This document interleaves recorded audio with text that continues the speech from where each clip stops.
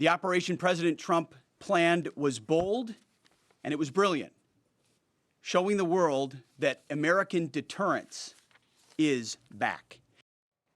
Now, that was Secretary of Defense Pete Hegseth speaking this morning at the Pentagon about last night's strikes on Iranian nuclear facilities. Hegseth, along with Joint Chiefs of Staff Chairman General Dan Kane, saying the operation, called Midnight Hammer, was the largest B-2 operational strike in U.S. history. They're calling it an overwhelming success that obliterated Iran's nuclear ambitions.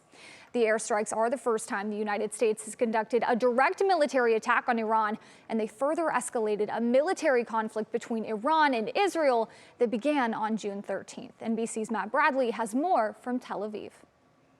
Well, it's been a couple of hours since President Donald Trump decided to put U.S. forces in the region and on the line in Israel's fight against Iran. And so far, the response here from Israel has been an overwhelming one of gratitude. We just saw there were basically billboards on the highway here in Tel Aviv that I saw a couple of days ago that urged President Trump to finish the job, with a picture of the president himself on it.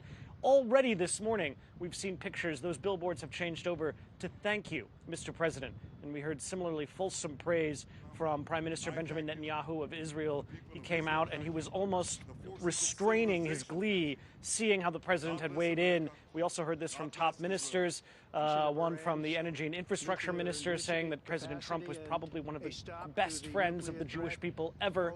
Now, here in Israel, we're also seeing a reaction on a security level. Restrictions have returned to people's movements around the city and around the country, similar to what we saw over the past week when the Iranians were pelting Israel with missiles. Whether or not that continues will depend on whether or not the Israelis' assessment of the Iranians' capacity to retaliate will stay the same. Now, we did get treated to yet another set of sirens, another set of incoming missiles this morning, according to Israeli officials. That only resulted in about 24 dead. Now, whether or not that means that this is the end of Iran's capacity to retaliate, we'll know in the coming days. No, that was NBC's Matt Bradley reporting. Meanwhile, on today's edition of Meet the Press, Vice President J.D. Vance weighed in on the U.S. military strike on Iran, the vice president declaring that the United States is not at war. Vice President, is the United States now at war with Iran?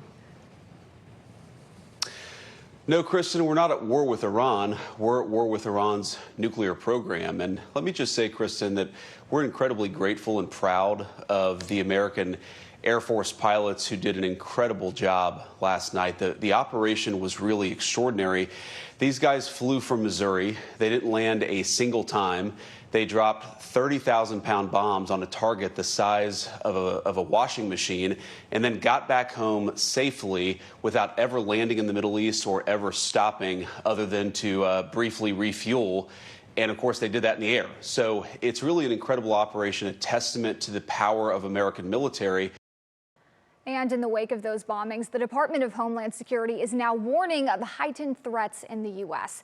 The department says low-level cyber attacks against U.S. networks are likely and warns the threat of violence would likely increase if Iranian leaders issue a religious ruling calling for retaliatory attacks against targets in the U.S.